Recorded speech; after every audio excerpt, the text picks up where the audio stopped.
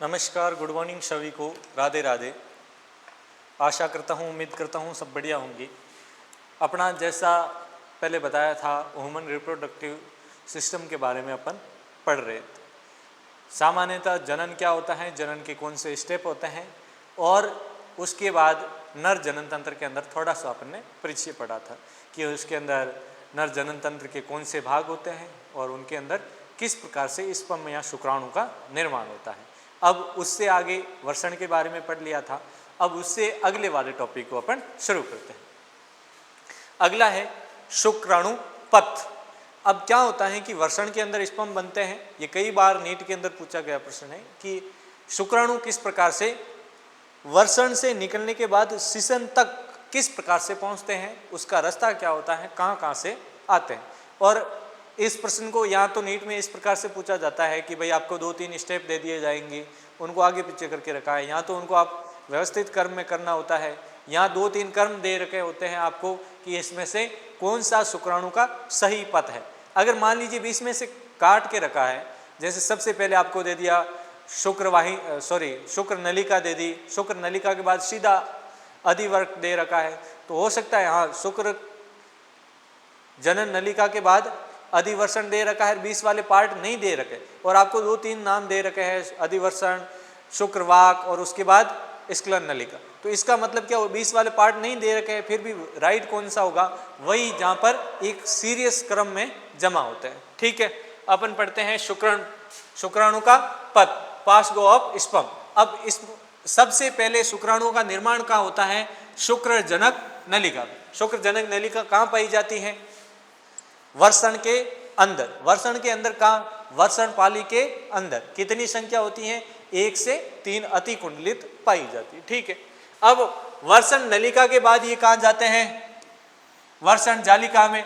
वर्षण जालिका के बाद कहाँ जाते हैं, शुक्रवाहिका में। शुक्रवाहिका के बाद कहाँ जाते हैं, अधिवर्षण में। अधिवर्षण के बाद कहाँ जाते हैं, जो एक लंबी नलिका थी अपने देखी थी, शुक्रवाक में। शुक्रवाक के बाद कहाँ जाते हैं, शुक्राशय की नलिका में। और शुक्राशय की नलिका के बाद कहाँ जाते हैं, स्खलन नलिका में। स्खलन नलिका के बाद मूत्र जनन नलिका, यानी पेनिस के अंदर जो एक मार्ग होता है जहाँ से मूत्र और शुक्राणु दोनों निकलते हैं, उसको बोला जाता है मूत्र जनन नलिका। और उसके बाद मूत्र जनन छिद्र, यानी बाह्य जनन छिद्र, पेनिस के जो आगे हेड पे या जो आगे वाले पार्ट पे छिद्र होता है, उसकी सहायता से ये शुक्राणु क्या होते हैं, बाहर चले जाते हैं।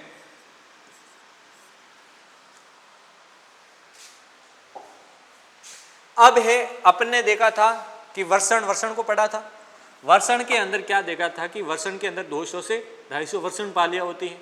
वर्षण पालियों के अंदर 1 से 3 अति कुंडलित शुक्र जनक नलिका होती। तो अब अगर अपन मान लीजिए एक वर्षण पाली को उसका TH या LS काट के देखें, तो उसके अंदर आपको क्या दिखेगा, तो सर्वप्रथम आपको 1 से 3 क्या दिखेगी, शुक्र जनक नलिका, अति कुंडलित शुक्र जनक नलिका। इस शुक्र जनक नलिका के अंदर दो प्रकार की कोशिका होती है। ये दिखाई दे रही है आयताकार, और एक लंबी लंबी दिखाई दे रही है आपको स्तंभाकार। जो आयताकार कोशिका दिखाई दे रही है, इनको बोला जाता है जर्म कोशिका, और यही जर्म कोशिका किसका निर्माण करती हैं, शुक्राणुओं का निर्माण करती। उसके साथ आपको स्तंभाकार नलिका दिखाई दे रही है, ये स्तंभाकार कोशिका, इनको बोला जाता है सर्टोली कोशिका, और ये शुक्राणुओं को पोषण प्रदान करती है, शुक्राणुओं की सुरक्षा प्रदान करती है। चाहे आप परागकण हो, पादपों के अंदर अंड कोशिका हो, अंडाशय के अंदर अंड कोशिका हो, शुक्राणु हो, ये क्या है, सारे युग्मक हैं। बहुत ही इंपॉर्टेंट पार्ट है हमारे शरीर का, क्योंकि इनको पीढ़ी को आगे बढ़ाने के लिए इनकी आवश्यकता होती। तो इन्हीं सभी के पास नर्स कोशिका पाई जाती है। आपने देखा होगा कि जहाँ पर पराग कण बन रहे थे, वहाँ पर भी अपन ने पढ़ा था कि पराग कणों के ऊपर सबसे बाहरी अंदर वाली परत होती है टेपिटम। टेपिटम क्या करती है, पराग कणों को पोषण प्राप्त करती है। उन पराग कणों को जैसे पोषण दे रही थी, यहाँ पर सर्टोली कोशिका पाई जाती हैं, और ये शुक्राणुओं को क्या करती हैं, पोषण प्रदान करती है। जर्म कोशिका होती हैं जो शुक्राणुओं को निर्माण करती है। इसके अंदर बीच बीच में रिक्त स्थान पाई जाती है, वहां कोशिका पाई जाती है, उसको बोला जाता है लैडिंग कोशिका या अंतराली कोशिका। ये क्या करती है, नर के अंदर एक हार्मोन होता है टेस्टोस्टेरोन, और इस एंड्रोजन होता है। एंड्रोजन के अंदर बहुत सारे हार्मोन्स होते हैं, पर मुख्यतः उसके अंदर पाया जाता है टेस्टोस्टेरोन, और ये टेस्टोस्टेरोन क्या करता है, शुक्राणु निर्माण को प्रेरित करता है। अगर टेस्टोस्टेरोन नहीं बनेगा तो शुक्राणु नहीं बनेंगे, आपके अंदर प्यूबर्टी नहीं आएगी, मूंछ दाढ़ी नहीं आएगी, आपका जो वॉइस है वो पतला हो जाएगा। तो ये टेस्टोस्टेरोन क्या करता है, शुक्राणु निर्माण को प्रेरित करता है। उसके साथ साथ नर के अंदर जितने भी द्वितीयक लैंगिक लक्षण आते हैं, मूंछ दाढ़ी या आवाज का भारी होना, ये सारे के सारे टेस्टोस्टेरोन करता है। और ये कौन बनाता है, लैडिंग कोशिका या अंतराली कोशिका। इसके अलावा यहाँ पर प्रतिरक्षी कोशिकाएं भी पाई जाती है, और ये किसका कार्य करती है, प्रतिरक्षा निर्माण का कार्य करती है। आई बात समझ में। वर्षण पालिका का अनुप्रस्थ काल, आपने वर्षण देखा था, वर्षण के अंदर वर्षण पालियां थी लगभग 200 से 250। तो प्रत्येक वर्षण पाली इस प्रकार से होती हैं जिसके अंदर शुक्र जनक नलिकाएं पाई जाती हैं, 1, 2 और 3। शुक्र जनक नलिकाओं के अंदर आयताकार कोशिका, जिसको जर्म कोशिका कहते हैं, शुक्राणु का निर्माण करती है, स्तंभाकार कोशिका सर्टोली कोशिका, और ये शुक्राणु को पोषण प्रदान करती है। इसी के साथ साथ इनके मध्य आपको 3 शुक्रजनक कोशिका दिखाई दे रही है, शुक्रजनक नलिका, इनके मध्य जो कोशिका पाई जाती है अंतराली अवकाश के अंदर, इसको लैडिंग कोशिका या अंतराली कोशिका, जो नर हार्मोन या एंड्रोजन का स्त्राव करती है। उस एंड्रोजन के अंदर मुख्यतः पाया जाता है टेस्टोस्टेरोन। ये था आपकी वर्षण पालिका अनुप्रस्थ काल। अब नर के अंदर पाई जाती हैं सहायक ग्रंथियां। सहायक ग्रंथियां क्या करती हैं कि वो अनेक प्रकार के पदार्थों का स्त्रावण करती हैं, जो शुक्राणु को गति, शुक्राणु का भोजन और मैथुन के अंदर होने वाले घर्षण को, ये आपकी शुक्र जनन सहायक ग्रंथियां हैं, ये कार्य करती हैं। इसके अंदर सबसे पहली पाई जाती है शुक्राशय। अब क्या होता है कि जो मेल के अंदर जो स्पर्म निकलते हैं या फिर जो सीमन निकलता है, जो वीर्य निकलता है, क्या उस वीर्य के अंदर सारे के सारे शुक्राणु होते हैं? नहीं, केवल 10% ही क्या होते हैं, शुक्राणु। 90% क्या होते हैं उसके अंदर, सेमिनल प्लाज्मा। अब क्या होता है सेमिनल प्लाज्मा, जितनी भी अपनी जनन ग्रंथियां हैं, जनन सहायक ग्रंथियां, वो सारे पदार्थ निकालती है, वो मिलकर बनाते हैं सेमिनल प्लाज्मा। और इसी के साथ अगर सेमिनल प्लाज्मा के साथ शुक्राणु को मिला दिया जाए तो इसको बोला जाता है वीर्य। ठीक है। अब शुक्राणु कितना प्रतिशत भाग बनाती है वीर्य का? 60 से 70%। और इस शुक्राणु के अंदर सबसे अधिक मात्रा में क्या होता है, शुक्राशय से जो पदार्थ निकलता है उससे सबसे अधिक क्या होता है, फ्रक्टोज। उसके बाद प्रोस्टेट ग्रंथि और शुक्राशय ग्रंथि एक जोड़ी में पाई जाती है, यानी 2 होती है। उसके बाद प्रोस्टेट ग्रंथि एक होती है, और इसके अंदर क्या पाई, ये जो पदार्थ निकालती है लगभग 20 से 25%, और इसके अंदर कैल्शियम की मात्रा अधिक होती है। उसके बाद काउपर या बल्बो यूरिथ्रल ग्रंथि, ये भी क्या पाई जाती है, पैर में पाई जाती है, 2 होती है, लेस देन 5% भाग बनाती है। और इसके अंदर जो पदार्थ निकलता है उसके मुख्यतः 2 कार्य होते हैं। पहला तो है कि मैथुन के समय जो घर्षण होता है उसको ये ग्रंथि कम करती है। दूसरा कि मूत्र के उत्सर्जन के कारण जो मूत्र का मार्ग है वो अम्लीय हो गया है, और ये जो पदार्थ निकालती हैं क्षारीय निकालती हैं। आपने केमिस्ट्री में इतना तो जरूर पढ़ा होगा कि अम्ल प्लस क्षार इज टू उदासीन। तो ये जो मूत्र का मार्ग है जो अम्लीय हो रखा है, ये क्षारीय निकालती है पदार्थ, तो इसके कारण उदासीन हो जाते हैं। तो नर जनन तंत्र के अंदर 3 ग्रंथियां पाई जाती हैं। सबसे पहले है शुक्राशय। शुक्राशय लगभग पैर में होती हैं। पैर में होने के कारण ये जो पदार्थ निकालती हैं उसके अंदर पाया जाता है फ्रक्टोज। उसके बाद है आपकी प्रोस्टेट ग्रंथि, और इसके अंदर जो पदार्थ निकालती हैं उसके अंदर निकलता है कैल्शियम। और उसके बाद आपके पाई जाती है बल्बो यूरिथ्रल ग्रंथि, और ये जो बल्बो यूरिथ्रल ग्रंथि है ये एक पारदर्शी तरल पदार्थ का स्त्रावण करती है, जो मैथुन में घर्षण को कम करती है। नर जनन जो शिशन है उसके मूत्र उत्सर्जन के कारण जो मार्ग है वो अम्लीय हो गया है, और ये पदार्थ होते हैं क्षारीय। अम्ल ये पे क्षारीय क्रिया करके उदासीन हो जाता है, जो शुक्राणु को गति के लिए सहायता प्रदान करता है। अब उसके बाद है स्त्री जनन तंत्र, फीमेल रिप्रोडक्टिव सिस्टम। अब इसी के अंदर जैसे पुरुष के अंदर पढ़ा था कि दो प्रकार के ऑर्गन्स होते हैं। इसी प्रकार इसी में भी दो और प्रकार के हैं, एक तो है प्राइमरी, एक है सेकेंडरी। प्राइमरी के अंदर क्या होते हैं? अंडाशय। तो महिलाओं के अंदर प्राइमरी ऑर्गन के अंदर एक जोड़ी क्या पाए जाते हैं? अंडाशय पाए जाते हैं। द्वितीयक जननांग अंग के अंदर सबसे पहले पाई जाती है सहायक नलिका। सहायक नलिकाओं के अंदर क्या होती हैं? पहली तो है फैलोपियन नलिका, दूसरा है गर्भाशय, तीसरा है गिरवा और चौथा है योनि। उसके बाद बाह्य ज्ञानेंद्रिय, उसके अंदर भी थी, इसके अंदर भी है। बाह्य ज्ञानेंद्रिय के रूप में इसके अंदर क्या पाए जाते हैं? लघु भगोष्ठ, वृद्ध भगोष्ठ, भगसेप, हाइमन, जगन सेल, ये सारे मिलकर किसका निर्माण करते हैं? बाह्य जननेंद्रिय। उसके बाद ग्रंथियां कौन सी पाई जाती हैं? इसके अंदर केवल और केवल एक जोड़ी स्तन ग्रंथियां पाई जाती हैं।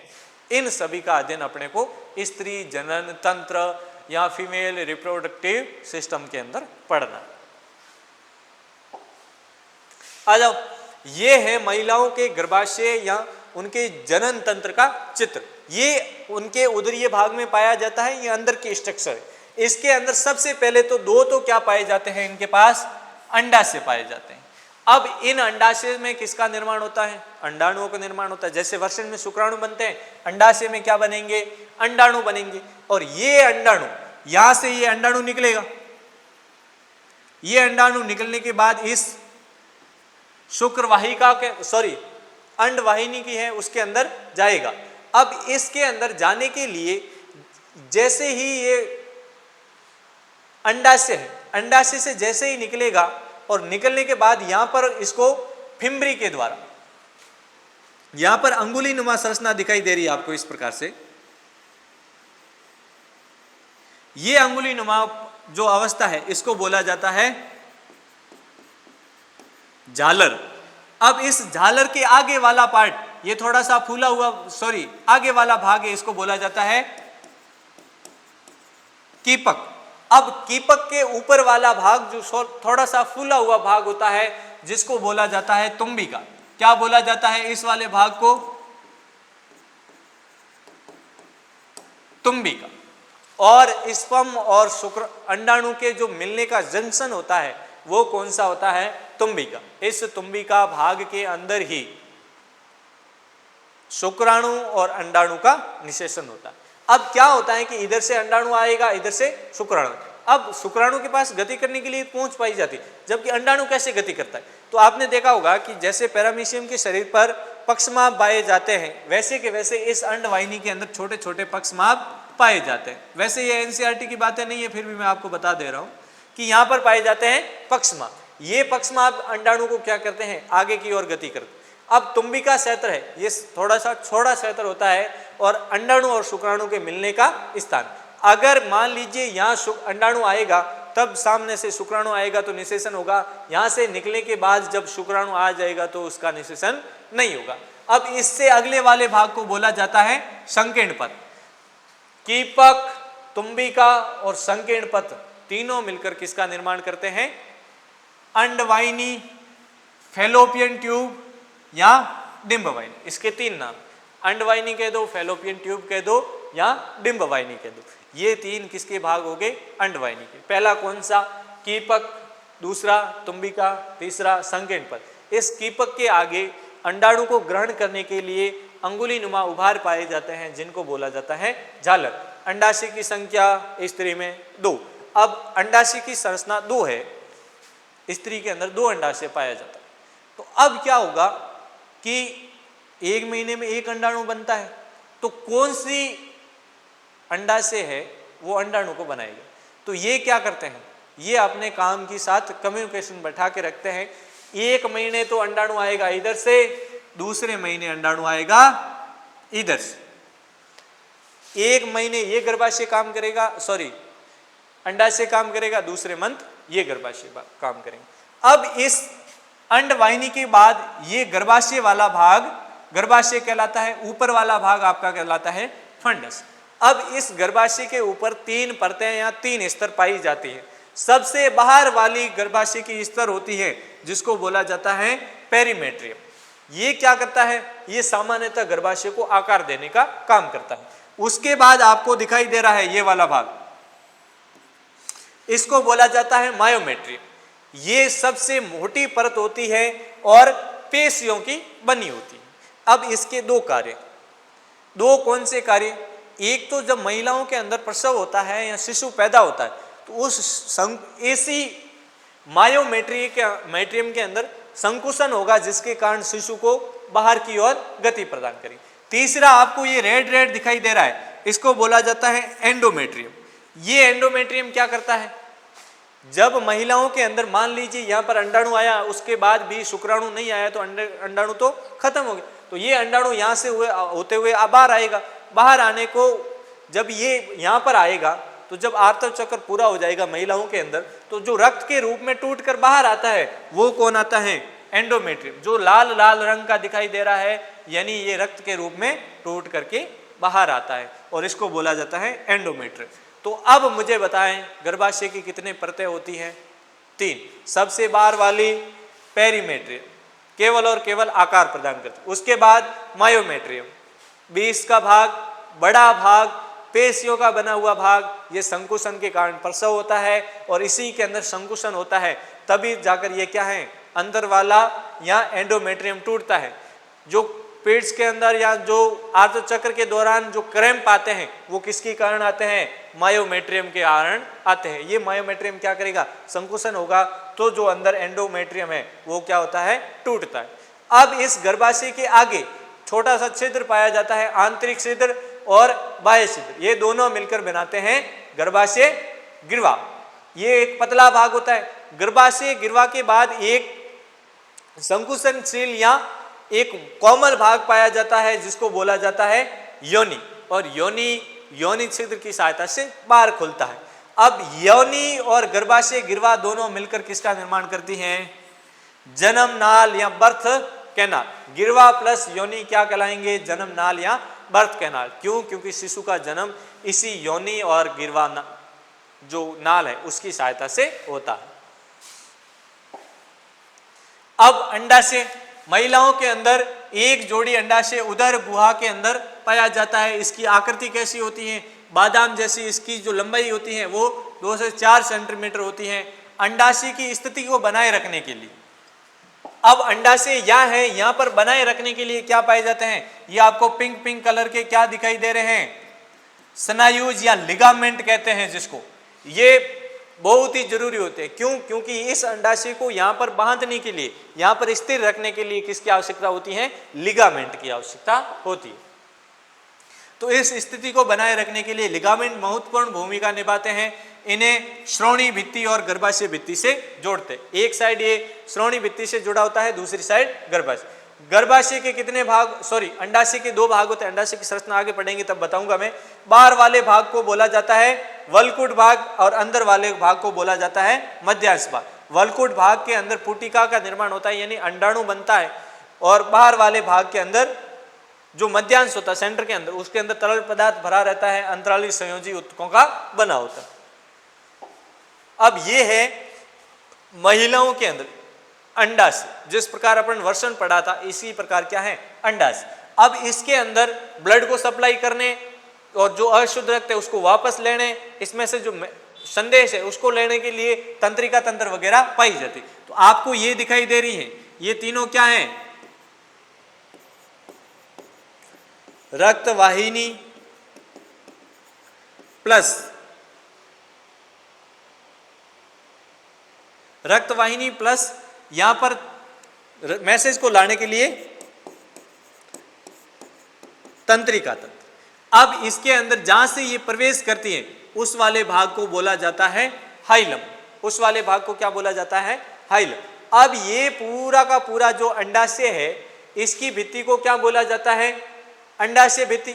अब क्या होता है कि महिलाओं के अंदर जो अंडाणु बनते हैं, यहाँ प्राथमिक अंड कोशिका बनती है, वो जन्म से पहले बन जाती है। अब क्या होगा, जैसे ही उनके अंदर किशोरावस्था आएगी तो धीरे धीरे धीरे धीरे इनके अंदर क्या है, एक मंथ के अंदर शुरू होगा जब उनके अंदर ये प्राथमिक पुटिका बनेगी। प्राथमिक पुटिका के बाद द्वितीय पुटिका, द्वितीय पुटिका के बाद तृतीय पुटिका, और तृतीय पुटिका के बाद ये परिपक्वन ग्राफियन पुटिका बन जाती। ये परिपक्वन ग्राफियन पुटिका फटेगी, ये आप यहाँ पर देख रहे हो, ये यहाँ पर फट गई। इसके फटने के कारण बाहर क्या निकल गया, ये क्या है, ये है द्वितीयक अंडक।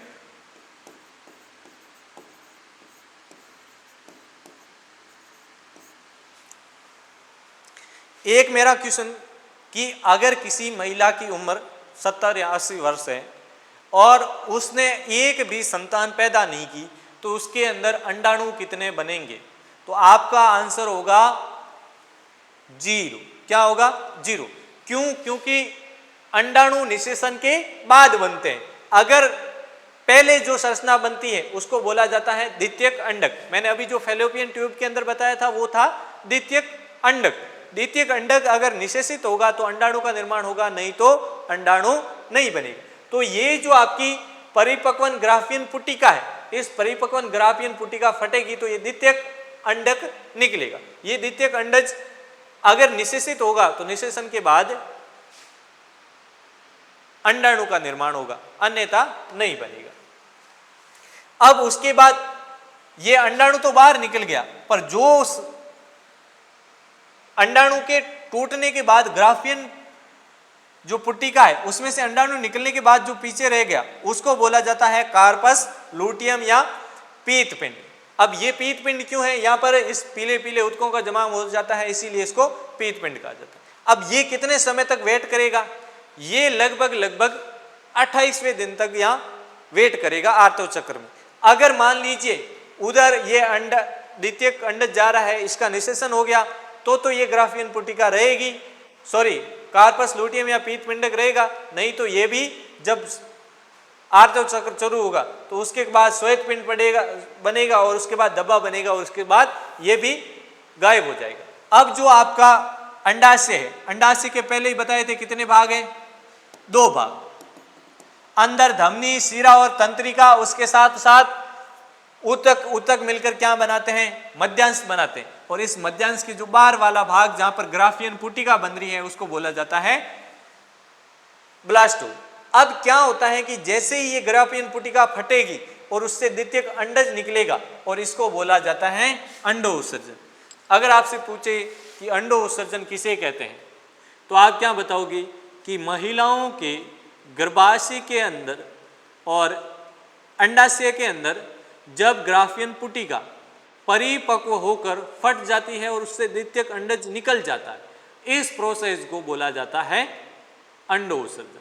अब क्या होता है कि अंडो उत्सर्जन अभी आपने स्त्री जनन तंत्र के अंदर देख के आए, अंडो उत्सर्जन कैसे होता है, ग्राफियन पुटिका फटी, वहां से अंडो उत्सर्जन निकला, बाहर होती है झालर या अंगुली नुमा संरचनाएं पाई जाती है, फिम्ब्रिक या झालर, उसको आप कुछ भी कह सकते हो, वो उसको पकड़ करके अंडवाहिनी के अंदर डाल देती है। तो ये क्या था आपका अंडाशय की आंतरिक संरचना। अगर आप अंडाशय को काटोगे तो अंदर से आपको अंडाशय इस प्रकार से दिखाई देगा। उसके बाद अभी ये जो आपने ग्राफियन पुटिका देखी थी, परिपक्वन ग्राफियन पुटिका, ये किस प्रकार से होती है, इसको थोड़ा सा जूम करके देखेंगे तो इसके अंदर एक जगह पर कोशिका इकट्ठी हो जाएगी और इसी को बोला जाता है जर्म हिल। जर्मन कोशिकाओं का इकट्ठा होना क्या कहलाता है, जर्म हिल। अब इसके अंदर क्या था, ये क्या है, द्वितीयक अंडक है। अब इस द्वितीयक अंडक के 2 ऊपर संरचना पाई जाती है, यहाँ पर इस द्वितीयक अंडक को आगे और भी पढ़ेंगे। तो इसके बाहर वाले भाग को बोला जाता है कोरोना रेडिएटा और अंदर वाली झिल्ली को बोला जाता है जोना पेलुसिडा। यही वो जोना पेलुसिडा है जो एक शुक्राणु के प्रवेश के बाद दूसरे वाले शुक्राणुओं को प्रवेश को रोकती है। आपने देखा होगा कि भाई शुक्राणु तो लगभग 20 से 30 मिलियन जाते हैं, वहां पर शुक्राणु एक ही क्यों निषेचित होता है, क्योंकि ये जोना पेलुसिडा है, ये क्या करेगी, उसके एक शुक्राणु के प्रवेश के बाद इसको रोक देगी। अब जो ग्राफियन परिपक्वन ग्राफियन पुटिका है उसके ऊपर 2 आवरण पाए जाते हैं, अंदर वाले को बोला जाता है थीका इंटरना और बाहर वाले को बोला जाता है थीका एक्सटर्ना, और इसके अंदर जो खाली भाग पाया जाता है उसको बोला जाता है एंट्रम। उसके बाद सहायक नलिकाओं के अंदर कौन कौन है स्त्री जनन तंत्र के अंदर, तो सबसे पहले आती है अंडवाहिनी या फैलोपियन ट्यूब। अब इसके अंदर प्रत्येक अंडवाहिनी की लंबाई कितनी होती है, 10 से 12 सेंटीमीटर। अंडाशय के परिधीय भाग से शुरू होकर गर्भाशय में खुलती है। अब अंडवाहिनी के कितने भाग होते हैं, 3 भाग। कितने भाग, 3 भाग। पहला कौन सा? कीपक। दूसरा कौन सा? तुम्बिका। तीसरा कौन सा? संकीर्ण पद। तीसरा कौन सा? संकीर्ण पद। तो जो अंडवाहिनी होती है उसके कितने पार्ट होते हैं? 3। उसके बाद गर्भाशय। तो गर्भाशय की संरचना किस प्रकार से होती है? पहली बात तो गर्भाशय का आकार कैसा होता है? उल्टी नाशपाती के आकार का। इसके अंदर 3 परतें पाई जाती हैं। परतों के बारे में मैंने पहले ही पढ़ा दिया था, पेरीमेट्रियम, मायोमेट्रियम और एंडोमेट्रियम। इसके अतिरिक्त भाग की जो रंध्र पाया जाता है उसको बोला जाता है गिरवा, और उसके अंदर गिरवा के अंदर जो रंध्र पाया जाता है उसको बोला जाता है गिरवा रंध्र। गिरवा एवं योनि मिलकर किसका निर्माण करते हैं? बर्थ कैनाल या जन्म नाल का निर्माण करते हैं, और सामान्यतः प्रसव के दौरान बच्चा इसी नाल के द्वारा बाहर निकलता है। उसके बाद गर्भाशय भित्ति। गर्भाशय के अंदर कितनी भित्ति या कितने आवरण पाए जाते हैं? 3। सबसे पहला आवरण जो सबसे बाहर पाया जाता है उनको बोला जाता है पेरीमेट्रियम। ये सघन कोलेजन युक्त ऊतकों के बने होते हैं, और इसका कार्य होता है सामान्यतः जो गर्भाशय उसको आकार प्रदान करता है। दूसरा है मध्य वाले को बोला जाता है मायोमेट्रियम। इसका जो आकार भी होता है थोड़ा सा मोटा होता है, चिकनी पेशियों का बना होता है, और इसी एंडोमेट्रियम संकुचन के कारण जो एंडोमेट्रियम है, सबसे अंतर वाली भित्ति है, वो क्या हो जाती है? टूट जाती है। और पेट में जो दर्द होता है यानी क्रैम्पिंग होती है, वो भी उसका भी कारण कौन है? मायोमेट्रियम। कौन है? मायोमेट्रियम। तो अब जब पेट्स के अंदर आपको दर्द हो और किसी अन्य को कुछ कहने की बजाय किसको गाली देनी है? मायोमेट्रियम। क्यों? क्योंकि सारा कराया किसका है? मायोमेट्रियम। मायोमेट्रियम संकुचित होगा तभी एंडोमेट्रियम टूटेगा और उसके अंदर क्रैम्पिंग होती है। उसके बाद है आंतरिक या एंडोमेट्रियम। सबसे अंदर वाला भाग कौन सा है? एंडोमेट्रियम। ये सबसे पहली बात तो क्या है? अति वलित है। चित्र के अंदर भी आपने देखा होगा रेड कलर का था, ऐसे ऐसे वलित था। दूसरा कैसा होता है?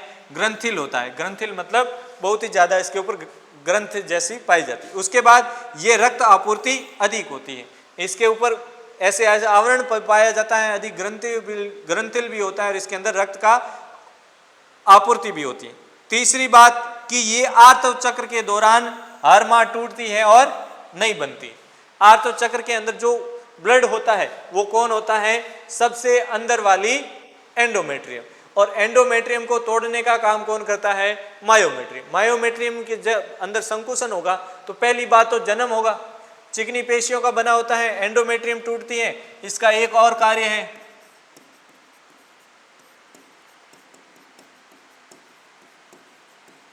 प्रसव में संकुचन। जब प्रसव होता है तो उसके अंदर भी संकुचन कौन करता है? मायोमेट्रियम करता है। उसके बाद बाह्य जननेंद्रिय।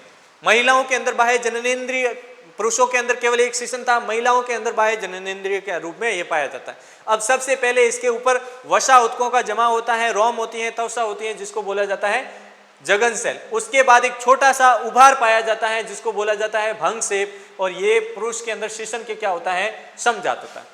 नर के अंदर अपन ने देखा था एक ही रंध्र था जहां से शुक्राणु निकल रहे हैं, मूत्र निकल रहा है। महिलाओं के अंदर अलग अलग होता है। ऊपर वाले जो आवरण पाया जाता है या जो छिद्र पाया जाता है उसको बोला जाता है मूत्र रंध्र, और नीचे जो होता है उसको बोला जाता है योनि। योनि के ऊपर एक आवरण पाया जाता है, योनि को कवर करके रखते हैं, जिसको बोला जाता है योनि छिद्र या हाइलम। अब क्या होता है कि ये हाइलम किसी भी समय या तो कठिन परिश्रम के समय वगैरह टूट जाता। अब उत्कों के अंतर्वलन के कारण यहाँ पर 2 उभार पाए जाते हैं, जिसको बोला जाता है लघु बगोष्ठ और वर्ध बगोष्ठ। अंदर वाले को लघु बगोष्ठ, बाहर वाले को वर्ध बगोष्ठ। जहां लघु बगोष्ठ आपस में मिलते हैं वहां बनता है भक्ष्य, और इसके अंदर 2 ग्रंथियां पाई जाती हैं। पहली है पैरा यूरेथ्रल, ये मनुष्य के अंदर प्रोस्टेट ग्रंथि के समान होती है। दूसरी है बार्टोलिन, जो मनुष्य के नर के अंदर काउपर ग्रंथि के समजात होती है। नर के अंदर जो काउपर ग्रंथि होती है वो भी एक पदार्थ का स्त्रावण करती है। धन्यवाद, आज के लिए इतना ही।